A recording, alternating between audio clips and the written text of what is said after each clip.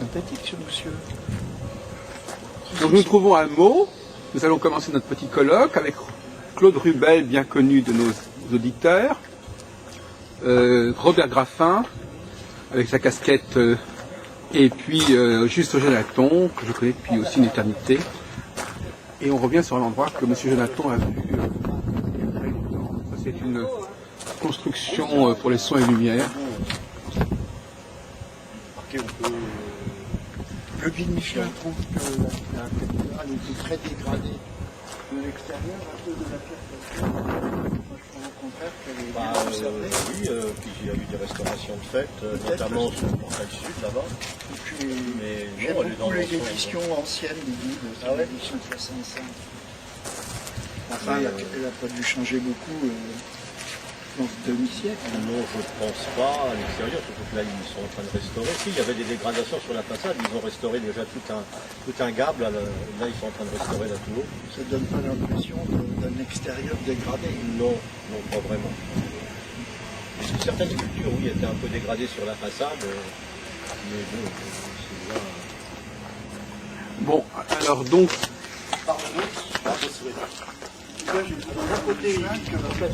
Il était pas temps, monsieur. Par l'autre, il serait membre aussi de la confrérie, parce que sinon on n'aurait pas fait comme ça. Il s'est fait offrir un jardin qui est une rose dans la croix. Alors, faut se méfier un peu. Oui, il y a des paradoxes. Oui. Bon, à notre époque, c'est un peu pareil. Hein. Oui. Les gens qui sont très actifs pour combattre telle idée ou tel ou tel comportement, quand on les regarde dans leur vie privée... Et Bossuet avait peut-être été concerné par l'astrologie dans son jeune temps. Il est né dans les années 1620. Mais ensuite, Colbert a fait tomber la chape de plomb. Oui, enfin écoutez, monsieur Rubel, je vous ai déjà dit 100 fois que ça c'est une contre-vérité de l'histoire de l'astrologie. Excusez-moi de vous dire, ça c'est un lieu commun qui est extrêmement contesté actuellement. Alors ça a été écrit en 1905 et sur des bases tout à fait insuffisantes. C'est pas un élément isolé qui détermine la situation de l'astrologie au XVIIe siècle. Oui, les disciplines n'étaient pas aussi coupées qu'aujourd'hui. Non, mais de toute façon, je l'ai dit 100 fois, mais ça, on n'arrive pas à extirper cette idée de la tête des gens. Que c'est tout... Même Colbert qui a fait fermer... Non, pas du tout, mais vous n'en savez rien, vous n'avez pas les documents, vous n'avez pas les documents, vous les connaissez mais pas du tout, vous ne connaissez, mais pas du tout. Il faut s'imaginer un petit peu en surélévation. Vous voyez que la forme fait une coupe, comme ça, et vous avez les deux allées qui forment la croix. Ah bah oui. Et la rose dans la croix, symbolisée par la fontaine. Oui. D'autant qu'on est ici au nord, pile, on est nord-sud, et à l'époque, on mettait le sud au nord des cartes, à l'inverse de nous. Ça c'est vérifiable, les cartes de l'époque sont toutes avec le sud en haut. Donc le jardin est fait pour être vu d'ici. Ah oui. Le plan a été fait pour être vu d'ici. Justement, notre ami Jonathan, lui, il s'intéresse beaucoup, c'est le moment d'en parler, en l'occurrence, à l'influence de certains nombres ou de certains symboles sur la construction architecturale. Oui, bien sûr, j'ai étudié toutes les histoires des cathédrales, Ah oui. mais comme je travaille sur des choses des Mayas et les 4 points cardinaux, on ne parle que de ça. Dans toutes les traditions, on retrouve un peu les mêmes données. Hein. Si vous étudiez le Popol Vuh, vous avez ce dialogue, exactement comme dans la Torah, la conjonction entre le singulier et le pluriel. Ouais. Hein, Elohim, c'est un pluriel, c'est même un pluriel féminin, hein, puisque le singulier est Eloah. Donc Elohim, les féminins en A font leur pluriel en im ou en E. Ça s'écrit Aleim, Elohim c'est du grec. Oui, enfin, alors écoutez, Oui, enfin bon. en tout cas, lui, il a travaillé aussi sur l'influence de symbolisme sur les architectes modernes. C'est vrai que ça devient une tradition qui s'est perpétuée, notamment sur le plan de la défense. Vous avez à côté de la gare Montparnasse une placette avec 80 000 faite par 80 000 pavés cubiques de chacun 8 cm de côté. Et l'architecte dit explicitement que c'est c'est en référence à la lettre Chet de l'hébreu, voilà. Et c'est une espèce de... Alors les 80 000 pavés, 88 000 forment une espèce de disque global, légèrement à moitié enfoncé dans le sol. Enfin, et l'architecte lui-même, puisque j'ai vu ça dans une exposition, c'est l'architecte qui expliquait précisément que c'est pour faire référence au Chet hébraïque. Donc j'ai vu des Quel est le travaux. rapport entre 80 000 et le reste? Bah, le chet, c'est le Le 8. 8, c'est ça. Ah, le height. Ah bon, Le chet, Non, le pas le chet, chet. chet. oui, vous le prononcez. Oui, il y a le Mais quand He vous et dites le chet. pour Elohim, dans l'orthographe massorétique tel qu'il est dans la Torah aujourd'hui écrite, c'est bien Elohim. Oui, C'est bien un ségol sous le Aleph. Donc ça ne peut pas se dire, bon je sais pas comment ça se disait à l'époque, mais dans l'orthographe. Moi, je l'ai en écriture massorétique. Ah oui, tel que moi C'est j'ai écrit A-L-E-I-M. c'est écrit Non, mais- Aleph, Lamed, Ouais. et le Aleph il y a un ségol dessous, donc ça se prononce bien Elohim. Pour moi, ça n'existe pas. Ce qui est écrit A, ça reste A. Mais le Aleph n'est pas A. Pour moi, c'est A. Le Aleph est une lettre muette. Oui. Étudie un peu l'hébreu, mais le Aleph, le Haïn et le He sont des lettres muettes. Elles n'ont pas de voyelles propres, elles n'ont pas de consonance propre. Mais non, parce que parmi les consonnes, elles n'ont pas une consonne. Le consonne, Aleph, c'est un H muet au pire. Non, mais Voilà. Pour moi, c'est la lettre A. Ah ben pour vous peut-être, mais pas pour l'alphabet, pas pour les grammes, Alors, les on va- grammaires hébreux. Non, enfin, d'après M. Jonaton, il y a des erreurs dans l'alphabet hébreu, dans la transmission de l'alphabet hébreu, de toute façon. Ah, ça c'est possible qu'il y ait eu des Moi, j'ai certaines traduit les textes, altérations. mais quand on parle des Elohim, ben, moi, je kabbalise le Elohim, ça vaut 86, ça veut dire le feu intérieur vivant. Ah ben ça c'est encore un autre aspect des choses. Alors attendez, on va parce que là avancer. De on toute en a façon, pour la journée oui, si on oui. part là-dessus. Hein. Oui. Non, mais là, ce sont des Je vais juste vous montrer ce sont vite des fait hors-d'œuvre, des hors-d'œuvre. là, vite oui. fait le pavillon, mais on n'en voit qu'un petit bout là, parce qu'on ne peut pas monter. On peut le voir que les jours, si ça vous intéresse, vous venez un jour, il y a 2 jours dans l'année de Journée du patrimoine. Oui, bien Là, sûr. ils ouvrent en général. Alors, c'est la petite porte qui est là. Il y a quelques marches, et puis voilà, alors évidemment, avec la végétation, on ne voit pas grand-chose. C'est pas... on ne voit rien du tout. Même. Vous voulez qu'on On voit s'installe vaguement là, ou est-ce que- un bâtiment là derrière. Et sur le... Parce qu'il y a une odeur. Voilà, on voit un bout. C'est dans ce pavillon qui est là que Bossuet étudiait les arts. Et également dans sa propriété de Germigny-l'Évêque, puisque c'était sa maison de campagne en quelque Alors donc, sorte. Bossuet, quelle était sa connaissance justement de ces arts, de ces sciences Oh, il devait astronomiques être très pointu, Qu'est-ce qui vous le puisqu'il fait y a un penser sculpteur du 19e siècle qui lui a fait une statue qui se trouve dans la cathédrale. Et dans ces armoiries, au lieu de mettre les armoiries de Bossuet, c'est la roue d'or sur champ d'azur. Une roue à 8 rayons. Or, un des architectes qui a fait, ou des sculpteurs qui a fait une des grandes statues monumentales de Bossuet, à la place de la roue, il a mis un Magen David, un saut de Salomon, comme on l'appelle, hein, qui est l'emblème des sociétés ésotériques. Donc, à mon avis, le sculpteur qui a fait ça, il devait très bien connaître la vie de Bossuet, et parce qu'il connaissait, le sculpteur a bien montré qu'il connaissait les règles de l'héraldique, donc il n'a pas pu confondre la roue et ce qu'on appelle en héraldique le dit delta. Double delta. Hein. On l'appelle saut de Salomon en ésotérisme, on l'appelle Magen David dans l'hébreu aujourd'hui, on l'appelle dit delta en héraldique. Non, mais c'est différents mots pour la même chose. Voilà, c'est différents mots pour la même chose. Or, le sculpteur, qui connaissait très bien les règles de l'héraldique, puisqu'il a bien sculpté les bonnes couleurs, etc., lui a fait un dit delta au lieu d'une roue. On ne peut pas se tromper, quand on connaît les règles de l'héraldique, c'est pas du tout la même chose. Donc, si le sculpteur a fait ça, je pense que c'est volontairement pour bien montrer que Bossuet était certainement, il devait savoir que Bossuet avait été un initié de haut niveau. D'ailleurs, quand on voit l'attitude de Bossuet par rapport au grand dauphin, puisqu'il était son précepteur, il avait des méthodes, par exemple, même pour les princes, hein, et les fils de roi ou les filles, bon, c'était le fouet quand il y avait des erreurs, c'était, bon, voilà, ils étaient élevés à la dure. Or, Bossuet avait des méthodes éducatives complètement différentes, par la douceur, par l'explication, etc. Et ça, c'est typique des alchimistes et des gens de la haute tradition. Rien que sur ce critère-là... C'est peut-être pas évident d'élever à la dure et au fouet le grand dauphin quand même. Ah si, ils étaient fouettés.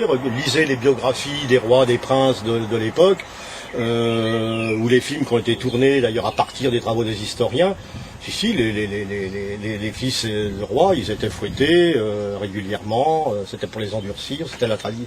Ça faisait partie des traditions. Le proverbe arabe. Bah, ta femme, si tu sais pas... Oui, pourquoi elle le sait, oui, d'accord. Mais voilà, rien que cet petit détail dans la pédagogie de Bossuet montre qu'il référait à un autre système de valeurs que le système de son époque, en fait. N'empêche que ensuite, il est devenu évêque. Hein. Ouais. Ensuite. Ah non, il était évêque avant d'être le précepteur du Grand Dauphin. Il a d'abord été évêque de Condom, Ah bah c'est peut-être ça. Alors. Puis évêque de Meaux, Après, étant évêque de Meaux, parallèlement, il était précepteur du Grand Dauphin. Ah bon.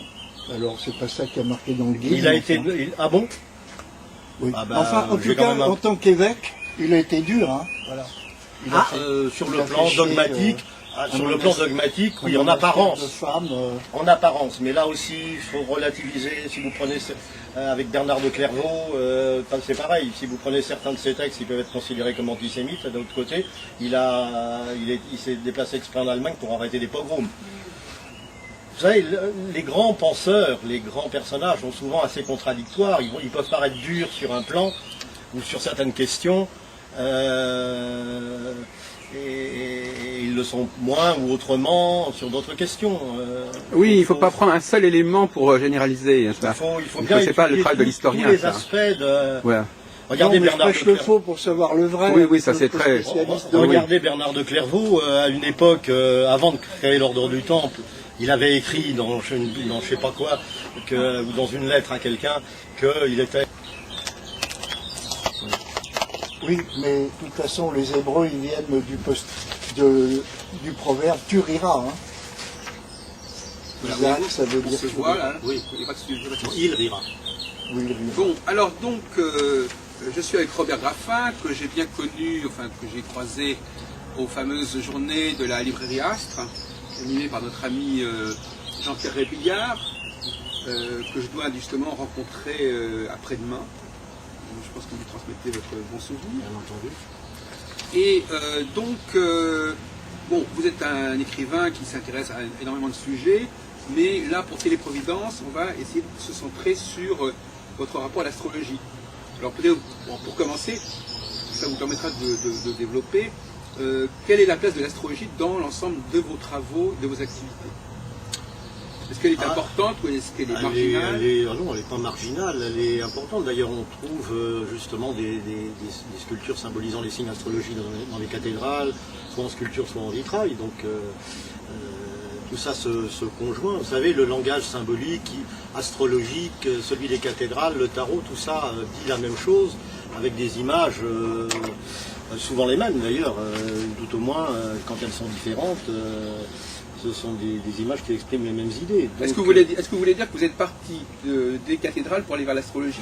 Pas vraiment, parce que j'ai commencé à faire de l'astrologie bien avant de m'intéresser au symbolisme des cathédrales. Mais j'ai retrouvé des corrélations, des recoupements entre les deux. Est-ce que c'est dans le domaine de l'ésotérisme, c'est votre formation première, l'astrologie, ou ça a été précédé par d'autres sujets? C'est difficile à dire quand est venu. Moi, j'ai commencé à lire mes premiers bouquins de Kabbale, j'avais 16 ans. Voilà. L'astrologie, j'ai commencé quelques années plus tard. D'abord en dilettante, et puis c'est au bout de quelques années où les gens me disaient ce que tu fais c'est bien, voilà, que je finis par... là vous parlez carrément en tant que praticien. En tant que praticien. Donc en fait, d'un côté vous êtes un historien du symbolisme, de l'autre côté vous êtes un praticien de l'astrologie. Oui, mais les deux choses racontent la même chose. Le symbolisme des cathédrales, c'est une manière d'initier les gens, de leur raconter leurs énergies internes, des valeurs. L'astrologie, c'est pareil. Pour moi, l'astrologie est d'abord un moyen de se connaître soi-même. Comme on disait au temple de Delphes, connais-toi toi-même et tu connaîtras l'univers et les dieux. Voilà. Alors, carrément, est-ce que cette astrologie que vous pratiquez, est-ce que vous acceptez une sorte de tradition à peu près généralement admise, ou bien est-ce que vous avez repensé ou revisité ces fondements symboliques? J'accepte une tradition, et évidemment, on ne peut pas faire autrement, puisque les valeurs attachées à chaque planète, à chaque signe, à chaque constellation, nous viennent de la plus haute antiquité, elles nous viennent depuis les Sumériens, donc ça fait quand même un paquet d'années. D'un autre côté, j'ai beaucoup modifié ma pratique au cours du temps, puisque j'ai commencé à faire de l'astrologie vers 20 ans, j'en ai 61. Donc voilà, j'ai beaucoup modifié ma pratique, elle est appelée à se remodifier au fur et à mesure d'ailleurs des nouveaux éléments qui me viendront dans un proche avenir, puisqu'il est question qu'il y ait des bouleversements tels que les constellations n'apparaissent plus sous le même angle dans le ciel terrien. Alors ça, c'est une des thèses de M. Jost Jonathan. Notamment l'an 2012, il y aurait une sorte de transformation complète de la structure du cosmos. Ah bah déjà aujourd'hui. Ah bah attendez, je laisse Moi j'ai parler. une carte avec l'alignement complet qui fait que d'un côté vous avez Vénus, de l'autre côté vous avez les Pléiades. Le tout est bien orchestré et toutes les planètes s'organisent dans cet axe-là. Donc en somme, le fameux équinoxe va se terminer par le départ de Vénus et l'arrivée des Pléiades. Et l'inverse, suivant ce qu'on regarde, mais enfin on est dans l'axe Taureau-Scorpion. Donc le fait que toutes ces planètes soient dans l'alignement et dans la fin, je dirais, de Vénus, avec le retour des Pléiades, c'est une réponse à l'astrologie vue par les Pléiadiens qui est reprise par les Mayas. Vous voulez dire que Vénus va quitter le système solaire? Ou bien qu'elle ne sera plus apparente sur... C'est la nouvelle Terre qui va arriver à cette date-là. En fait, c'est une Terre qui a été vue par une Suédoise qui pense que la nouvelle Terre sera 1,72 fois plus grande que la Terre actuelle, qu'elle sera donc axée sur les pôles, donc un climat semi-tropical. Elle a fait tout un bouquin là-dessus en expliquant ce qui va se passer. Si j'ai bien compris, on va se retrouver transféré sur un autre lieu. Non, disons que la Terre Terre, qui va augmenter de va être volume. déplacée et va changer de volume. Oui. Il y aura beaucoup plus d'eau et il y aura plus tous les éléments polluants. Bon. Les gens seront différents. Et ça, vous le savez par médiumnité, par quoi exactement? C'est une Suédoise qui a reçu ça Oui. et moi j'ai reçu la diffusion indirecte et finalement j'ai eu l'occasion de faire le voyage moi-même dans les Pléiades. Bon, alors, Monsieur Graffin, vous ne pensez peut-être pas dans cette direction. Mais Ah, quel genre de c'est bouleversement? nouveau pour moi. Bon. Mais votre channel, c'est l'Arsuki Soria ou quelqu'un d'autre des Pléiadiens? Non, je suis en rapport avec l'ensemble des Pléiadiens, c'est-à-dire qu'en fin de compte, c'est ce qu'on appelle le soleil central, donc Surya est une des émanations, mais il y a autour des tas de personnalités qui interviennent. Donc je suis en rapport. Soria est déjà un collectif, de toute façon. Ce n'est pas un collectif, il représente l'intellect premier, donc c'est une des façonnades des choses. Disons que toutes ces entités me donnent leur numéro, leur mission de vie, qui me permet d'analyser exactement quelle est leur fonction. Or, Surya n'est pas le plus élevé, il est dans les 100 000, et la mère divine, elle est dans les 500 000, en numérologie pure. Donc vous voyez un écart énorme entre les puissances féminines. La deuxième puissance féminine s'appelle Amunakur, elle va venir à partir du Pérou. Elle représenterait le Shambhala féminin. Donc le plan féminin est représenté à un niveau invraisemblable, donc cette nouvelle Terre sera faite comme ça. Et il y a un séraphin qui s'appelle Séraphiel, qui est le responsable de cette nouvelle Terre. La mission de vie veut bien dire qu'il va changer les structures et amener une nouvelle vie sur Terre. Et on a même prévu des nouveaux chakras, des nouvelles pierres en fonction des nouveaux chakras, etc. Donc il y a toute une écriture qui a été faite par une Suédoise là-dessus. Bon, alors on va recentrer sur M. Graffin. Donc vous étiez en train de faire allusion à de nouvelles révélations astronomiques, c'est ça, quelque part De nouvelles révélations astronomiques, oui, on vient de l'évoquer. Je savais qu'il y avait des bouleversements. Là, on vient de donner Moi, des précisions. j'ai la cartographie précise. Voilà, on verra ça plus tard. Je savais qu'il devait y avoir effectivement, on aura un nouveau ciel en quelque alors, sorte. donc, pour vous, les nouvelles, alors pour vous en tant qu'astrologue, comment, bon, je vais poser une question un peu basique, mais les nouvelles planètes correspondent à un nouvel état de conscience ou comment? Bien sûr, elles induisent un nouvel état de conscience, et une nouvelle évolution sur tous les plans, parce que la conscience n'évolue pas seule, elle fait évoluer le physique aussi. Bon, ça fait déjà quelques années que j'utilise les astéroïdes, j'ai aussi changé les trucs, puisque là aussi c'est par les Pléiadiens, on sait que les maisons sont en décalage de 3 degrés maintenant, suite vraisemblablement à un léger décalage de l'axe terrestre.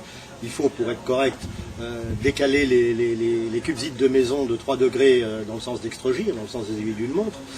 Bon, ça, c'est déjà des éléments actuels que j'utilise dans ma pratique. Mais il va y avoir certainement, comme on vient de le dire, des bouleversements encore plus importants. Enfin, c'est vrai que parmi les évolutions dont je parlais il y a 5 minutes, le fait d'utiliser les astéroïdes, j'ai eu l'occasion, par le biais d'une amie, de découvrir ça il y a quelques années. Et j'ai pu vérifier, d'ailleurs j'ai fait des tests pour voir, par exemple, j'ai refait des thèmes à des personnes que je connaissais uniquement avec les astéroïdes, des thèmes raccourcis uniquement avec les positions d'astéroïdes, ils m'ont dit qu'ils se reconnaissaient encore mieux que dans les thèmes que j'avais fait avant. Donc j'ai intégré maintenant l'utilisation des astéroïdes. Je trouve qu'effectivement ils sont plus parlants. D'ailleurs, si on les a découverts depuis les années, je crois que le premier CRS c'est dans les années 1860. Non, 1801. 1801, si. Ouais, CRS a lieu en 1801 et les autres dans les années qui ont suivi. Ouais. Début 19e Je siècle. n'avais plus les dates précises en tête, mais enfin, Par si Piazzi. ces choses-là sont arrivées, bon, peut-être elles étaient déjà là, mais on en a pris conscience Oui. il y a environ 200 ans. On voit toutes les évolutions qui se sont faites depuis. Oui. Mais comment expliquez-vous, Monsieur Graffin, que l'astrologie ait pu exister en quelque sorte sans cette connaissance?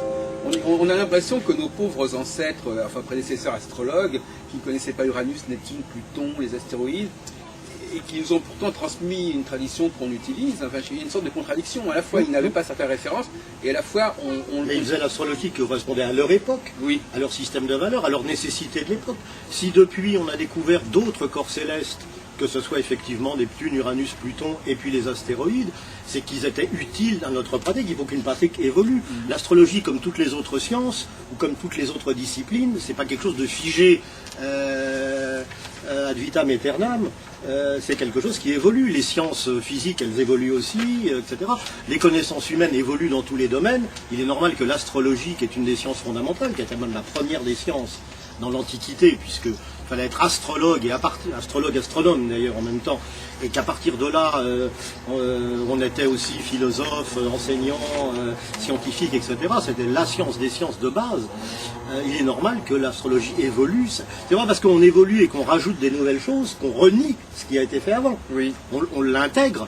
Hein. Quand on est enfant, on voit le monde d'une certaine façon. En grandissant, on intègre de nouvelles données et on voit le monde. Alors là, je autrement. vois dans les documents que j'ai sous les yeux, vous parlez d'une astrologie druidique. Oui. Alors, je crois que nos amis s'intéressent pas mal, notamment aux runes, enfin en tout cas. Ah oui, mais attends, mélangeons pas tout. Mélangeons pas tout. Les runes, c'est pas. Les runes, c'est la tradition scandinave. Ça n'empêche qu'on s'intéresse à la culture celtique aussi. Hein, Voilà. ça n'empêche pas l'autre. Ça marche Bien ensemble. sûr, il y a des corrélations. D'ailleurs, on pourrait faire des corrélations aussi bien entre les ogames druidiques, les runes scandinaves et les lettres de l'alphabet hébreu pré-sinaïtique qui se ressemblent. D'ailleurs, les compagnons bâtisseurs de cathédrales, ils utilisent un outil qu'on appelle la pendule à Salomon, qui représente un certain nombre de signes, qui ressemblent à la fois à des runes, à des lettres de l'hébreu, à des lettres de l'hébreu ancien, pré-sinaïtique, et à des ogames. Ils ont ils ont un alphabet spécial, hein, et qui s'appelle la pendule de Salomon, donc qui a un nom en référence avec la tradition hébraïque, enfin, qui est à la fois hébraïque et musulmane, puisque Salomon est aussi reconnu par les musulmans. Voilà. Donc, toutes ces choses-là, bien sûr, ont des corrélations entre elles, mais il ne faut pas quand même mélanger. D'accord. Bon. Qu'il y ait des corrélations, oui, mais la tradition scandinave des runes n'est pas la même que la tradition druidique des ogames, qui sont aussi des lettres magiques sacrées qu'on n'utilisait que dans des rituels sacrés et qui n'ont pas la même forme. Hein. Alors donc revenons sur cette astrologie druidique, Monsieur Graffin. L'astrologie druidique, elle est astronomique ou elle est fondée sur des correspondances alphabétiques ou numériques Je ne connais pas de correspondance numérique personnellement à l'alphabet des ogames. Hein, Donc on va des dire ogames comment pratique-t-on l'astrologie druidique en bref? Oh, ben, on la pratique, il y a des, comme pour l'astrologie ordinaire, je dirais, solaire, il y a des livres qui expliquent comment les 21 signes druidiques, qui sont symbolisés par des arbres et non plus par des animaux ou par des personnages. L'arbre zodiacal. Voilà, ils sont symbolisés par des arbres, le chêne, qui est d'ailleurs pour les solstices, le hêtre, le sorbier, etc., qui sont d'ailleurs en axe, c'est-à-dire un même axe. Par exemple, l'axe taureau-scorpion ce serait symbolisé par un même arbre.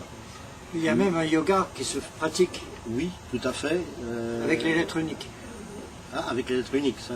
Oui, Je j'ai un sais pas, je livre suis pas dans les runes, je suis moins Marga connaissant. Vianu. Non, c'est pas, j'en ai un autre. Mais donc il y a aussi des livres qui expliquent quels sont les signes. D'ailleurs, il y a différents zodiaques druidiques. Hein. J'en utilise un, mais il y en a 2 ou 3 autres qui se recoupent finalement, qui disent plus ou moins la même chose dans l'ensemble, enfin qui ne donnent pas forcément les mêmes arbres pour les mêmes dates.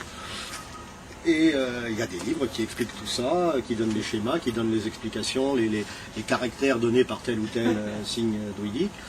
Voilà, de la même façon qu'il y a des livres qui expliquent l'astrologie classique ordinaire. Alors justement, si par contre, si au niveau des planètes il y a eu une évolution, en revanche, le zodiaque, lui, il est plus ou moins figé. Est-ce que vous avez une réflexion sur la façon dont le zodiaque s'est mis en place et dont les signes se succèdent? Enfin, est-ce qu'il y a une logique, est-ce qu'il y a une cohérence, est-ce qu'il y a une jeunesse du zodiaque? Le zodiaque n'est pas si fixé que ça, puisque dans l'Antiquité, on avait 13 signes intégrant le Fucus, le serpentaire, qui a été abandonné, je ne sais pas exactement à quelle date, mais moi que j'ai d'ailleurs remis, c'est aussi une des choses que j'ai remises dans ma pratique, de même que j'ai remis dans ma pratique l'étendue réelle des constellations. Le ciel, c'est pas un HLM, les constellations n'ont pas la même étendue de 30 degrés dans le ciel, et vous en avez qui ont 12, par exemple le Scorpion n'a que 12 degrés, la Vierge en a 43, etc. Et alors pourquoi est-ce qu'on a abandonné le 13e cycle, le 13e signe, le serpentaire, à une certaine époque? Moi je l'ai remis dans ma pratique. Donc j'utilise 13, non pas 13 signes, mais 13 constellations. Donc vous avez publié une sorte d'éphémérie qui permet de savoir où est, à quel degré commence tel signe. Je n'ai pas publié, je me suis fait tout simplement une chose comme ça. Je ne sais pas si on va bien le voir à la caméra. Attendez, on va enlever la chose brillante.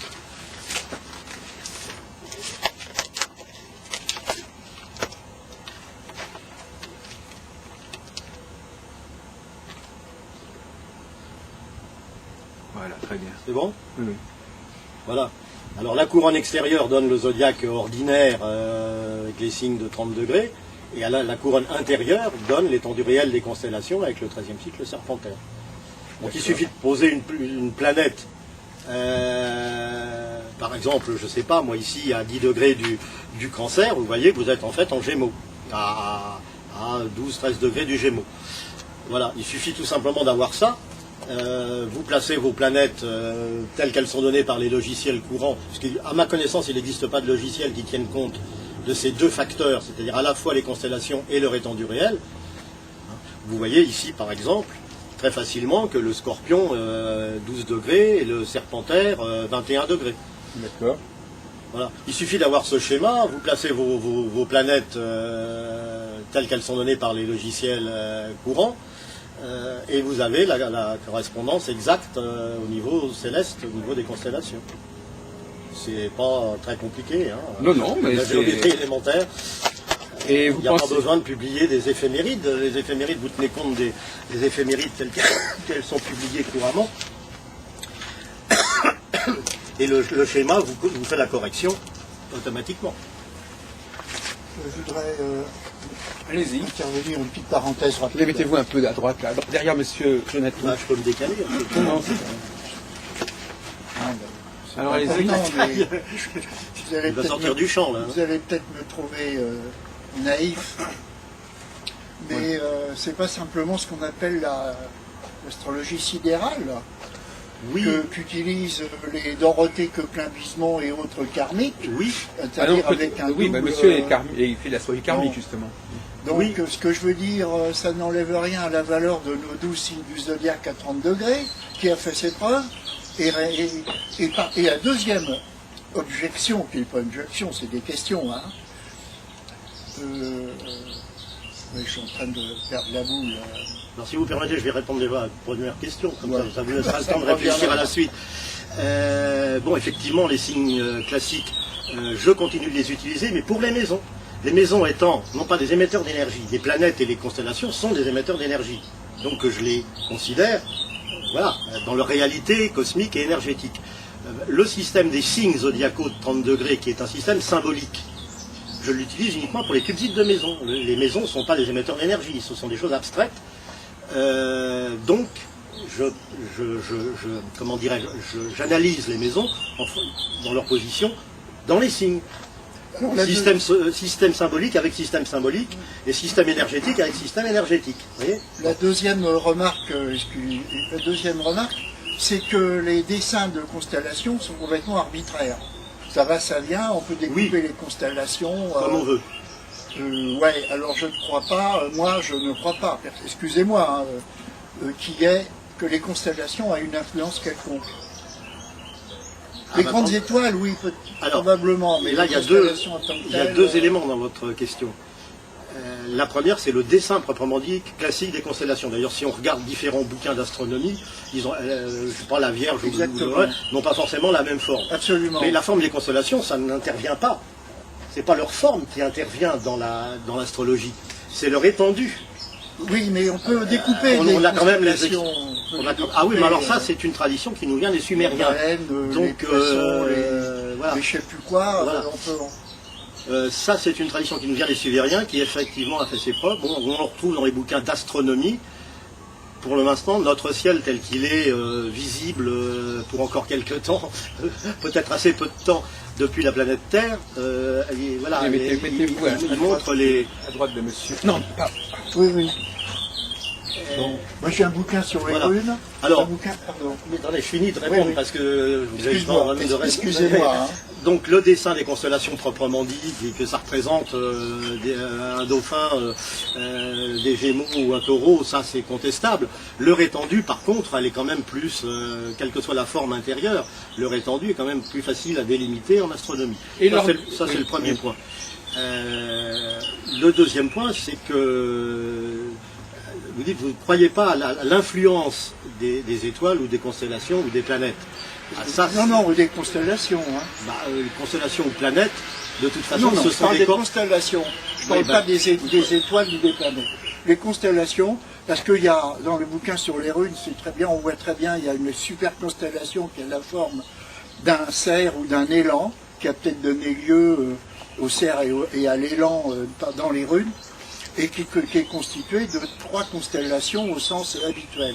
Je veux dire, les frontières, il peut y avoir plusieurs constellations par constellation, ou l'inverse. Ah oui, d'accord, je vois ce que vous voulez dire, je comprends mieux ce que vous voulez dire. Là, j'avais pas saisi la finesse de votre question. Je suis confus aussi dans mon expression. Hein. Non, mais voilà. Alors là, c'est...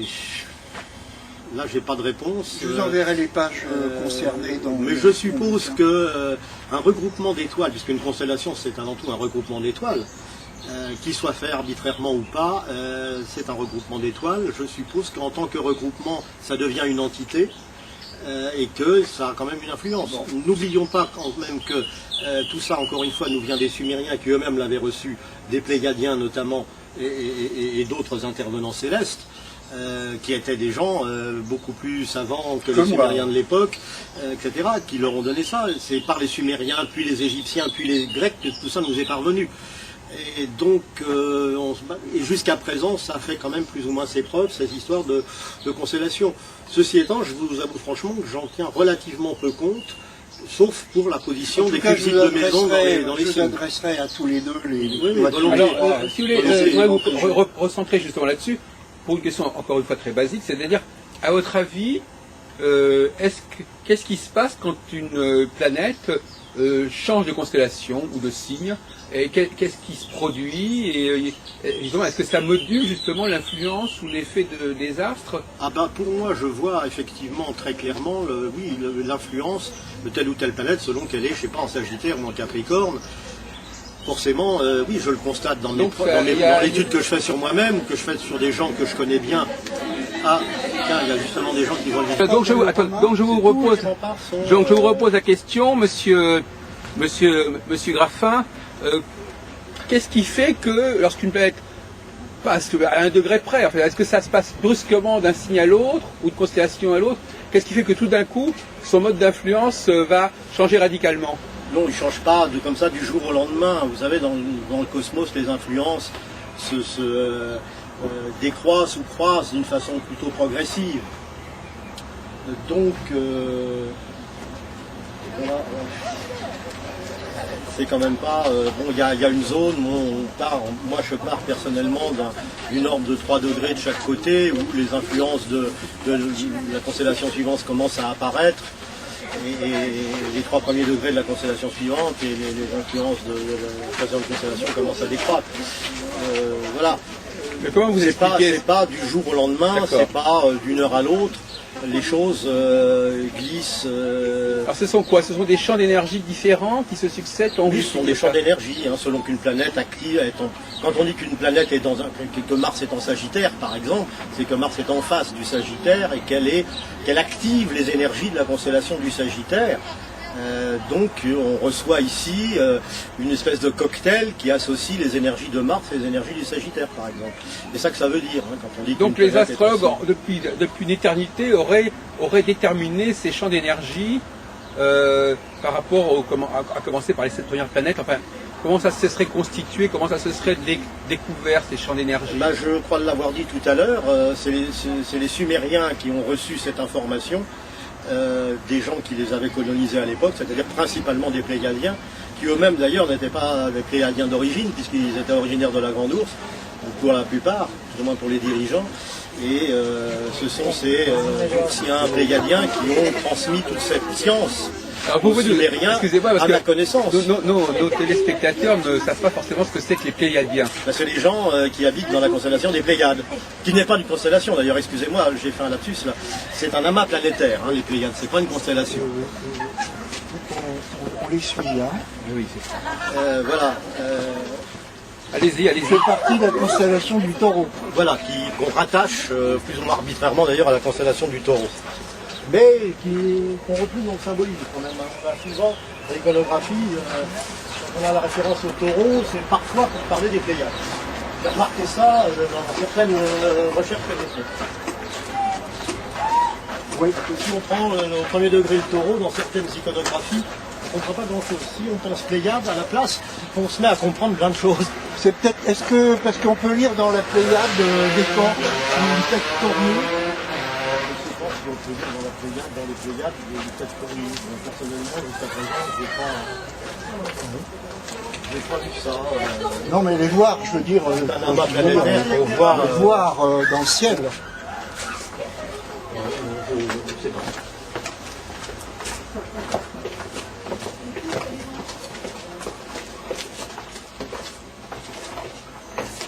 Vous étiez Il me semblait bien. Oui, il me semblait bien que je vous reconnaissais. Mais il y a très très longtemps. Voilà. Bah Donc, oui, ça fait pas mal d'années. Vous étiez une des guides. Avant, Vous êtes voilà, toujours une des avant guides. que vous fassiez votre livre même. Vous avez édité un livre. Oui, Donc, mais c'était avant, puisque je me souviens que les guides d'ici m'en avaient commandé, Ah oui, cette écotisme voilà, m'en avait voilà. commandé 7 ou 8, D'accord. autant que je me souvienne. Oui, c'est Donc ça, mon livre alors. était déjà Oui, publié. oui, effectivement.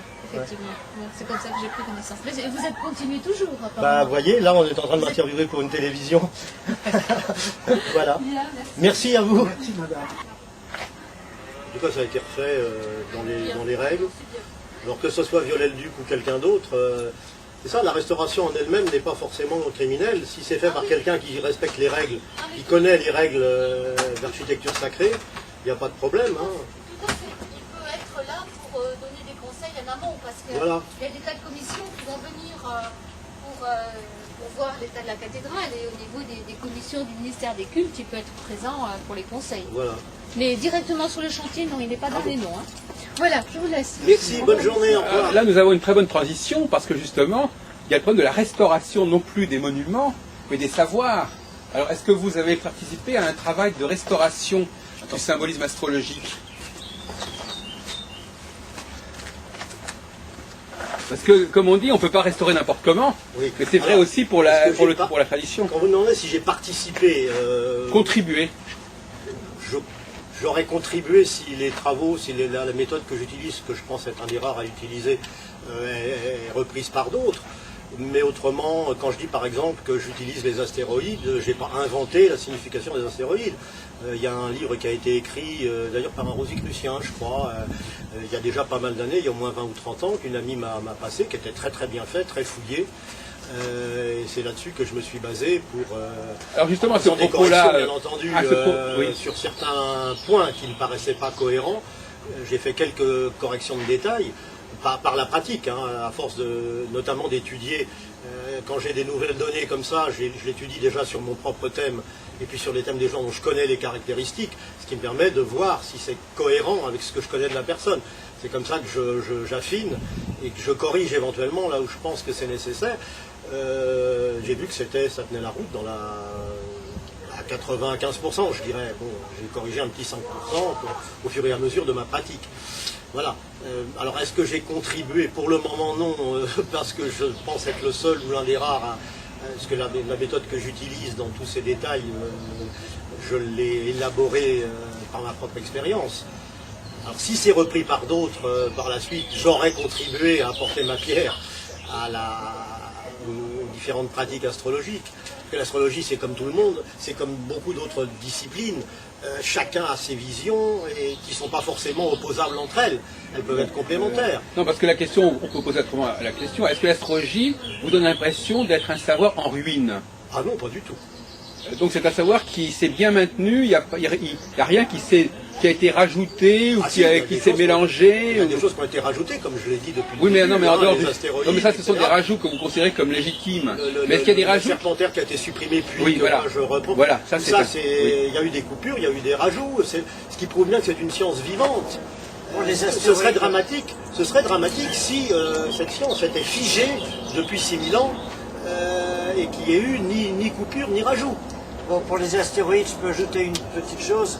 Mon amie défunte, qui était clairaudiente et clairvoyante, cosmique, était pour les astéroïdes. Elle y attachait beaucoup d'importance, mais j'ai jamais eu d'explication suffisante. Ah bah, il suffit, oui. Alors à votre avis, ce sont les astronomes qui ont l'intuition du nom qu'il faut donner aux astres? Ou est-ce que ce nom n'a pas d'importance? Ça, alors là, c'est une bonne question. Et je vous remercie de me l'avoir posée. Il y a une telle corrélation sur beaucoup, peut-être pas sur tous, il faudrait faire une analyse fine de prendre chaque chose. Mais il y a une telle corrélation entre les noms donnés aux planètes ou aux astéroïdes et leur fonction énergétique, c'est-à-dire les traits de caractère donnés à la personne, on peut effectivement se poser la question, qui décide? Quelle est l'entité, quelle est l'autorité, quel est le groupe qui décide de donner tel nom à tel corps céleste? Ça s'appelle des analogies. Voilà. Alors là, c'est la question, qui décide? Alors officiellement, c'est tel ou tel collège d'astronomes, etc. Mais est-ce qu'il n'y a pas derrière une autre connaissance qui se véhicule? Est-ce qu'il n'y a pas une autre canalisation d'informations? Ça, je ne peux pas Je voudrais répondre. faire une remarque là-dessus. Mettez-vous à côté de monsieur. Je peux y aller? Allez-y. Bon, ce que je veux dire, c'est que ça m'a beaucoup impressionné, ça. L'arrivée des planètes transsaturiennes et des astéroïdes, des pyrons, dans la sphère des significateurs qu'on utilise, c'est très très impressionnant parce qu'on leur a donné des noms avant de connaître leur effet astrologique. Oui. Comme s'il y avait quelque part, excusez-moi, mais c'est un jour ce que j'ai présenté à mon ami Albron. alias Jacques. C'est comme si là-haut il y avait entre guillemets un petit bon Dieu qui nous fournit les planètes au fur et à mesure de notre besoin, au mesure qu'elles s'intègrent dans notre niveau de vie, dans notre mode de vie. Ça c'est valable pour les transsaturiennes, bon, et c'est valable aussi pour les astéroïdes. C'est très très impressionnant. Il y a plus important. Les noms ont été donnés avant qu'on connaisse. Non, mais il y a plus important, c'est Vulcain. Pensez que dans Nostradamus, il est écrit Vulcain et Hermès, deux soleils à paraître. Vulcain est reconnu par beaucoup de monde, certains l'ont localisé d'une manière précise, et c'était déjà annoncé par Nostradamus, et il est probable que Vulcain est proche de Mercure, et on attend la suite. Alors justement, on fait une petite parenthèse. Attendez, je voudrais finir là, parce qu'on peut aller un cran plus loin. Non seulement le nom des corps célestes, mais le signe symbolique par lequel on les représente en astrologie. Il y a des analogies. Prenez par exemple entre Mercure et Pallas, parce qu'il faut voir aussi que je l'ai trouvé par moi-même, les astéroïdes sont souvent l'octave d'une des anciennes des planètes déjà connues. Et quand on voit par exemple que Pallas est l'octave de Mercure, et si vous regardez la forme des deux glyphes symboliques, Pallas c'est un losange, Mercure c'est un cercle, mais ils ont tous les deux la forme en dessous. Alors que donc vous voyez que même au niveau du symbole qui représente le corps céleste en question, planète ou astéroïde, il y a aussi la volonté de nous dire que tel est l'octave de tel autre.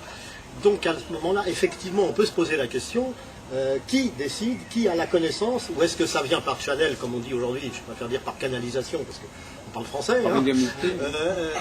Alors est-ce qu'il y a une canalisation au niveau des astronomes qui prétendent rejeter tout ce qui est ésotérique, symbolique, astrologique, qui prétendent le faire, mais qui peut-être ont ont accès quand même à des sources d'information. Et si je dis ça, c'est aussi en recoupant avec, il y a un monsieur qui s'appelle Jacques Vallée, qui est un membre du CNRS, qui a publié il y a déjà pas mal d'années. Sur les soucoupes volantes. Voilà, et qui disait que il existe aujourd'hui, au moment où il a écrit le livre, il y a déjà au moins 10 ou 15 ans, la plupart des scientifiques qui, quand ils se produisent dans les médias ou en public, hurlent « oui, les ovnis, ça n'existe pas, extraterrestres, ça n'existe pas », et ce sont presque tous des gens qui appartiennent à un regroupement qui s'appelle le Collège des scientifiques. C'est un collège, oui, qui est international, qui regroupe des savants de tous les pays, et ce sont ceux-là qui ont dans leur laboratoire des morceaux de vaisseaux récupérés, parce qu'il y en a beaucoup qui ont été abattus, qui se sont crachés. C'est ceux-là qui ont des preuves tangibles, absolument matérielles, de choses qui sont des bouts de métal qui sont manifestement pas terriens, voire des morceaux de corps, etc. Et ce sont ceux-là qui, quand ils sont en public, disent non, non, non, les ovnis et les petits hommes verts, c'est de la foutaise. Donc, pareil pour les astronomes, on peut penser que, même s'ils veulent être que astronomes, et pas du tout astronomes, voilà, l'astrologie, n'en parlez pas, monsieur, peut-être que quand on voit le résultat, on voit le fruit du travail, le symbole utilisé, le dessin du symbole et les valeurs et le nom, on se dit quand même que ces astronomes sont, peut-être pas personnellement, mais sont en tout cas influencés par quelqu'un, quelque chose. C'est le problème de Bossuet et de l'astrologie qu'on évoquait tout à l'heure. Voilà, absolument. Alors, je voudrais approfondir pour un peu sonder votre démarche. Comment est-ce que les astres agissent sur nous? Vous savez, c'est tout simple, hein. Il est reconnu même par les scientifiques. J'ai encore vu une émission il n'y a pas très longtemps où les scientifiques ont mis quelques cellules d'ADN dans une boquite et puis dans une petite coupelle. Ils ont promené un aimant tout autour et on a vu que les cellules d'ADN bougeaient dans le champ magnétique de l'aimant. Notre ADN, c'est-à-dire notre constituant fondamental, est sensible au champ magnétique. Or, tout le monde sait bien que les corps célestes, les planètes, les étoiles, émettent des champs d'énergie, des champs de lumière, des champs électromagnétiques, et peut-être des champs qu'on n'a pas encore identifiés. Puisqu'on en est encore, quand on voit les travaux en physique quantique, on se rend compte qu'on ne sait pas grand-chose sur très peu de choses. Hein, la physique quantique est en train d'ouvrir des portes et de faire des courants d'air. Bon. Donc, si notre ADN, notre constituant fondamental, est sensible aux champs magnétiques, il n'y a aucune raison qu'il ne soit pas influencé par les champs magnétiques qui proviennent de l'espace. On sait qu'on a des matériaux magnétiques, ferromagnétiques. Absolument. Dans les artères sourcilières, dans les coudes. Il y a du fer dans le sang. Et encore une fois, bon, voilà, notre cerveau émet lui-même des champs magnétiques, des champs électromagnétiques. Je suis en train de lire un bouquin qui s'appelle La science de l'intention, qui est un bouquin écrit par un physicien quantique. On a été prouvé scientifiquement les transmissions entre les électrons, entre les atomes, entre les particules. D'ailleurs, les particules ne sont pas que des particules, elles peuvent être ondes à un moment et particules à un autre moment. Tout ça, c'est les découvertes de la physique quantique. Donc, l'énergie, l'immatériel et la matière, c'est-à-dire la molécule, avant étaient séparées. Aujourd'hui, on voit qu'elles peuvent être tantôt l'un, tantôt l'autre. Tout ça se varie. Bon, pour aller un peu plus loin, donc, le thème astral pour vous, c'est, puisque vous avez une approche karmique en quelque sorte, le thème astral pour vous, c'est quand même quelque chose qui est le résultat d'un vécu antérieur, ou est-ce que c'est simplement l'influence de ce qui se passe au moment de la naissance? Mais pas seulement.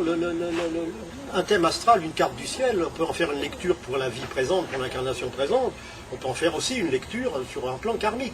C'est le même thème, on peut faire deux lectures, même que sur votre ordinateur, vous allez appuyer sur telle ou telle touche, c'est le même ordinateur, c'est le même programme, mais selon la touche, vous n'activez pas les mêmes fonctions. Un thème, pour moi, c'est un clavier. C'est un clavier relié à l'ordinateur central. Voilà, une carte du ciel. Hein. Et donc, selon vous le regardez, soit pour le présent, soit pour l'avenir, soit pour le passé, soit pour conjoindre l'ensemble. Vous pouvez vous en servir pour de la divination. Moi, j'évite de faire ça. Je l'utilise surtout pour apprendre à la personne à se connaître elle-même, à savoir quelles sont ses qualités, ses défauts, ses potentiels ou les choses qu'elle doit éviter. Et, on peut lire un thème selon l'angle de vue qu'on a. On peut lire un thème de différentes façons. Je n'utilise pas le thème que pour le karmique ou que pour le présent. Mais le karmique, donc pour vous, le karmique, ça veut dire quand même quelque chose. Oui, bien sûr. Ça veut dire quoi? Ça C'est veut dire l'histoire des vies antérieures. Oui, c'est ça. Donc l'astrologie nous... L'histoire des incarnations antérieures. Qu'est-ce qui permettrait à l'astrologie de servir d'outil pour explorer les vies antérieures? Absolument. C'est un outil... Non, mais qu'est-ce qui lui permet, en tant que... D'après ce qu'on a dit jusqu'à présent, c'est les vies antérieures. Pourquoi est-ce que les vies antérieures seraient inscrites dans le thème astral, par exemple? Pourquoi elles le seraient Parce que... Elles le sont. Moi, je l'ai vérifié Oui.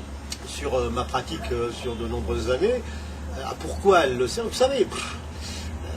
Encore une fois, je viens de parler de physique quantique, c'est une des voies qu'il faut explorer, sur lesquelles il faut s'informer un petit peu, même si je ne comprends pas forcément tout ce que je fais en physique quantique, parce que je n'ai pas une formation de physicien, mais ça ouvre quand même l'esprit.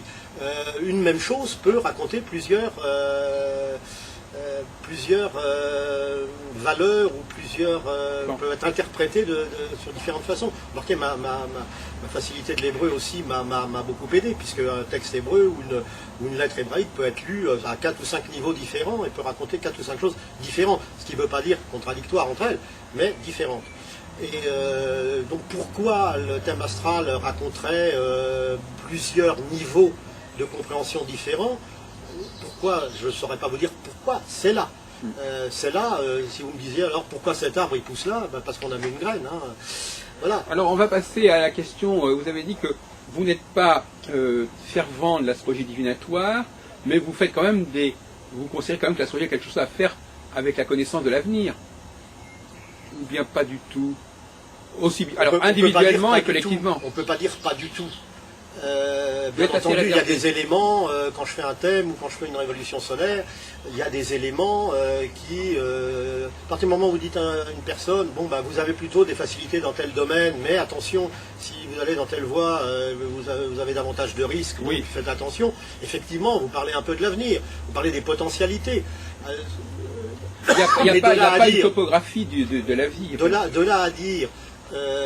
attention, le 25 mai à 3h du matin, dans la rue machin, il va vous tomber un pot de fleurs sur la tête.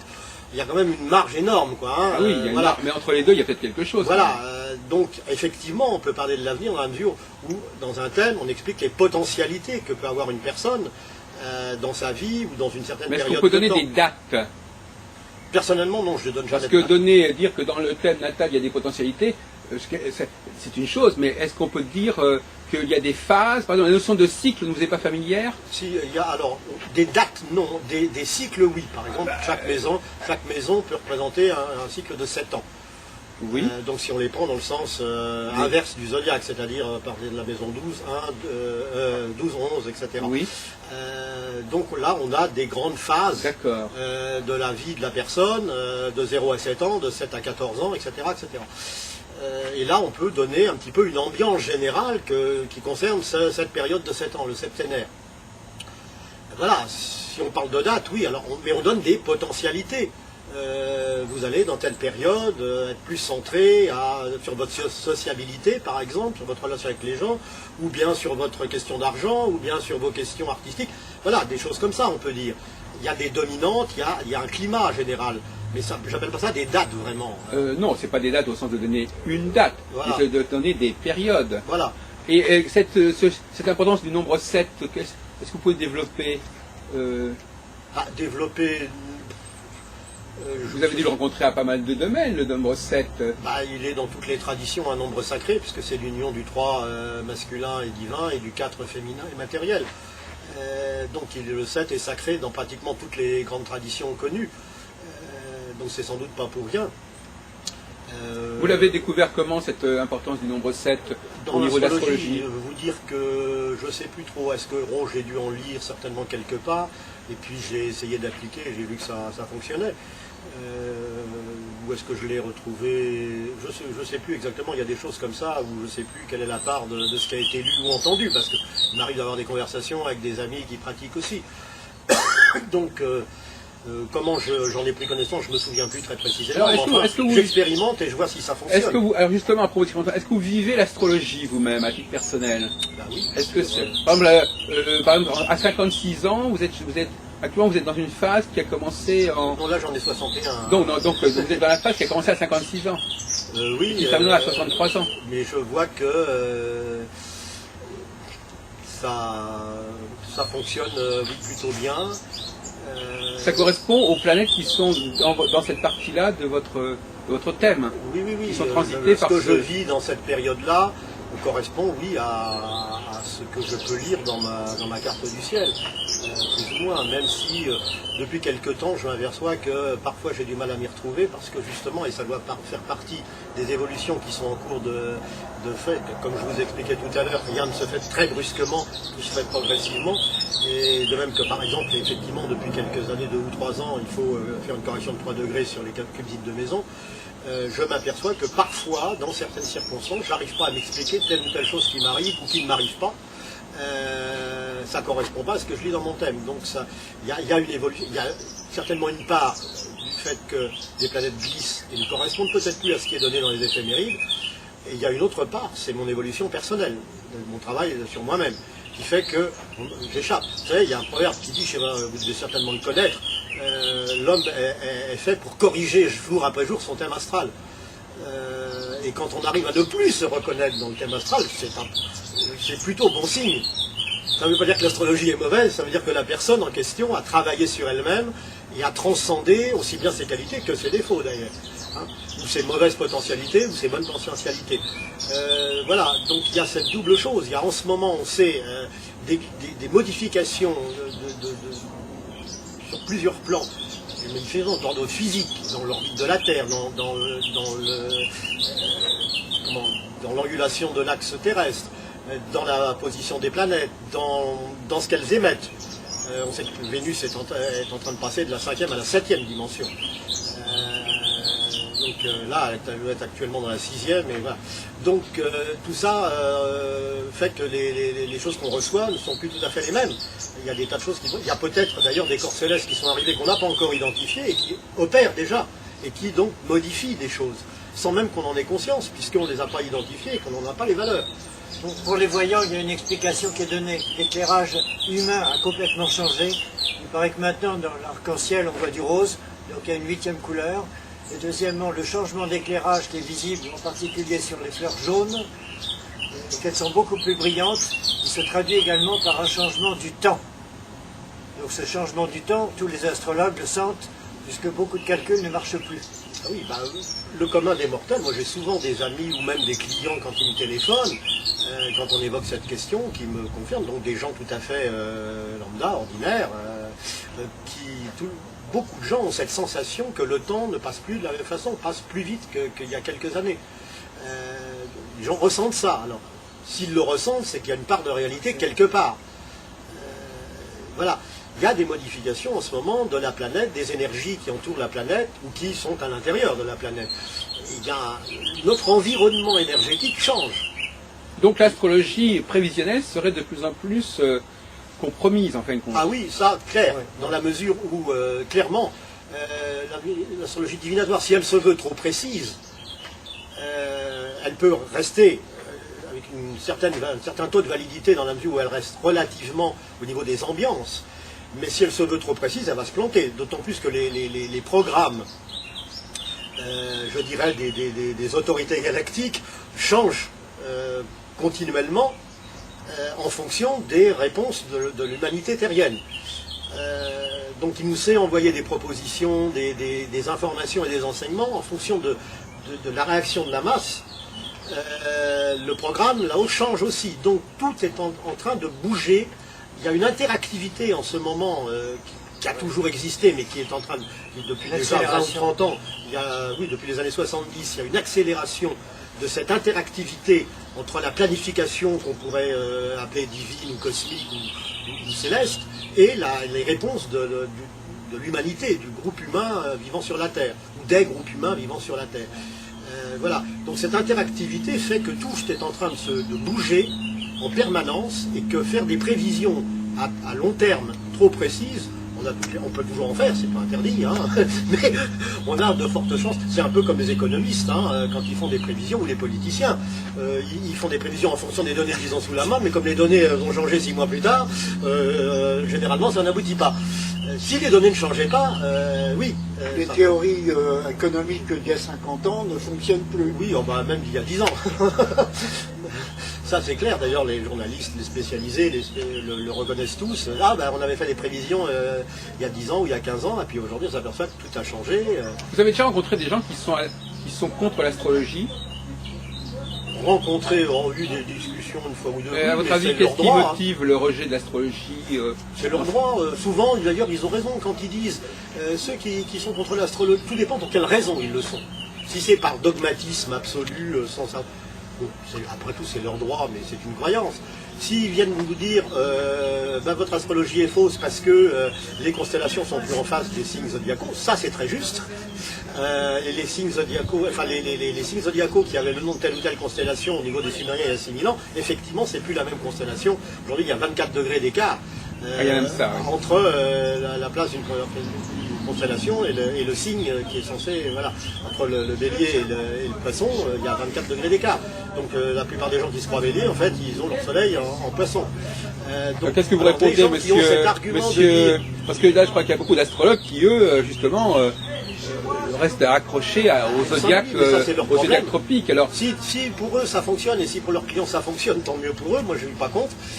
Moi je sais que mes propres clients me disent souvent qu'ils se reconnaissent plus dans les thèmes que je leur fais que dans les thèmes qu'ils ont préféré avant. Quand c'est le cas, c'est souvent le cas, qu'un client ou une cliente me dise j'avais fait un thème classique mais là je me reconnais mieux. Bon voilà, c'est tout. Maintenant, encore une fois, moi aussi j'utilise le symbolisme, mais je mets les symboles avec les symboles, c'est-à-dire les signes avec les cultives de maison et les planètes avec les constellations. Je vous dis, quand des scientifiques disent, là ils ont raison, de dire votre astrologie n'est pas conforme, puisque en face de votre bélier, c'est plus le bélier. Oui, mais enfin vous savez très bien que les scientifiques qui disent ça, ils sont de mauvaise foi, puisque de toute façon ils n'en ont rien à faire des constellations. C'est-à-dire, ça leur paraît pas sérieux, mais ils prennent pas plus au sérieux un astrologue qui tienne compte de la constellation X ou Y. C'est rien, il faudrait leur parce poser que pour eux, de toute façon, c'est complètement arbitraire de toute manière. Non, c'est plus arbitraire à partir du moment où vous considérez qu'une planète est un alignement avec telle constellation qui sont tous les corps énergétiques qui renvoient des champs électromagnétiques. Là, c'est plus arbitraire. Mais pour eux, ce n'est pas forcément. J'ai encore jamais entendu, justement, quand vous avez sur un plateau de télévision, on invite un astronome, pur et dur scientifique, mais on invite à côté un astrologue symboliste. Jamais j'ai entendu un astrologue sidéral intervenir jusqu'à présent. Moi, j'aimerais bien rencontrer un scientifique astronome et discuter avec lui. Et je pense que si je lui expliquais comment moi je conçois l'astrologie, il serait peut-être moins en désaccord. Je ne dis pas que je le convertirais du jour au lendemain, mais il comprendrait peut-être un peu mieux ce que je veux faire, ce que je fais, et que je ne suis pas seul à faire. Quoique, encore une fois, c'est pour ça que je n'emploie jamais le terme d'astrologie sidérale dans ma pratique, parce que ça n'est pas... L'astrologie sidérale classique, elle utilise aussi des constellations de 30 degrés. Donc moi j'utilise à la fois les constellations, mais dans leur étendue réelle. Et plus la 13e constellation. Donc c'est pour ça que je n'emploie pas le terme d'astrologie sidérale dans ma pratique, parce qu'elle ne correspond pas aux écoles d'astrologie sidérale. Elle est différente. Alors comment se fait-il, parce que vous parlez beaucoup de pratique, M. Graffin, comment se fait-il que cette pratique existant, elle ne soit pas reconnue? Je me fiche de savoir.